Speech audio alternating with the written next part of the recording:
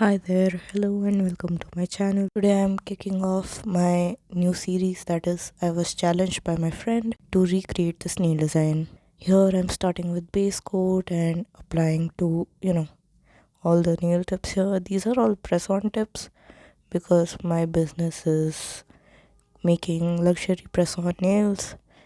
So I am basically recreating a set of 5 for myself. I'm going with Cooley's base coat here for all the tips. These are almond shape in medium size, and the thing with this design is this is quite technical in the sense of the flowers and the floral design. It's a quite technical look, and to be frank, I don't do such nail designs. I have never gotten one for a custom even. Here I'm just mixing the nude for my skin shade. In the inspiration picture, the nude color used was a lot more pinkish, a lot more bright, a lot more paler. But for my brown skin, I'm going with something that is somewhere in the middle, somewhere brownish, somewhere a bit pinkish. It's not too pale, not too dark, somewhere in the middle. And here I'm going with the first coat. So while doing these coats, I decided that I wanted to do 3 coats of this, mostly because as you can see, the first coat looks a bit too transparent and it's not giving what it needs to give. So off it goes to bake in the lamp. Meanwhile, this was my first attempt at making these nails. Um, it's not bad, but it's not like the inspo at all. Here I'm going with the second coat for the base, and you can see there's a slight difference. It does look a little bit better than before, a little thicker. You can see that it's starting to take a good base, and this is pretty nice, but I wanted to go with the third coat. So here you can see the real difference between 2 coats and 3 coats. So the thumb looks very nice, it looks very polished, it looks very finished. But the rest of the tips with only 2 coats don't look as nice or as polished. So that is the reason why I decided to go with 3 coats of the base color. After my base is done, I am going on with a matte top coat because, as you can see, in the first attempt I tried to directly paint on the ombre. It didn't work, not the way I wanted it to, at least.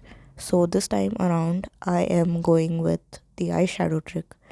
I am going with this maroonish red, and then I also went over on it on the tips with a black soft pastel. I brushed it on, and you can see it looks so different and so polished already. It looks a lot better, and this is what I was hoping to get in the first attempt. And after this, I also added a bit of black nail paint, and then I went with chunky, semi chunky golden glitter to resemble the inspo pick a bit. Once again, with a matte top coat on top, and then I took out my secret weapon, my gouache paint set. With these, I created my flowers. Yes, I hand painted them, and for the most part, I felt like the flowers on the inspiration pick, they were stickers. They were too perfect, but it could also be the fact that I'm just not that good at making flowers. So maybe um it's my inexperience as well with such technical looks, but I thought that those looked very much like stickers. If not, then I'll just accept that I'm not very good at making flowers. Anyway, I went with 3 different colors on these flowers, a soft red, a maroon, and black. As you can see, I'm painting on all the colors by hand, and this was quite a laborious task because I wanted to look as close to the inspiration pick as possible. There was a lot of back and forth and a lot of detailing that went into it. To be honest, I have done a lot more difficult designs that I thought were easier than replicating this one. And even though I'm just replicating or kind of recreating this, I wanted to almost replicate the design.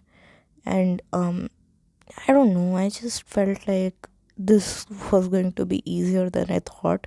It really wasn't, especially when you have to hand draw all these tiny details. It's just not that easy.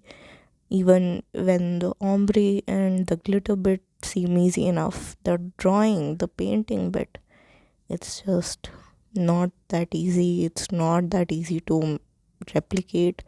And I just want to say that there can be a little difference because all artists are different. And I'll be very honest, I am not a copy paste artist. I know there are a lot of talented nail artists who are really good at copy pasting designs. I just can't do it. It's not my thing. Even when I get an inspo, I try to make sure I add my own creative flair to it. I never straight up copy designs, or at least I try not to unless a client specifically wants me to. And here now I went in and added more detailing. I outlined the petals with the maroon. And again, this was a very detailed, very challenging task because it's already too small. The size is too small, the petals are smaller, and the outlining is even more delicate and even more intricate here. Because I want to thank you for sitting through my monologue, here's a discount code you can use, which is hidden7. Again, it is hidden7. You can come to my DMs or you can use it in my shop link. And here is the final result. Let me know what you think.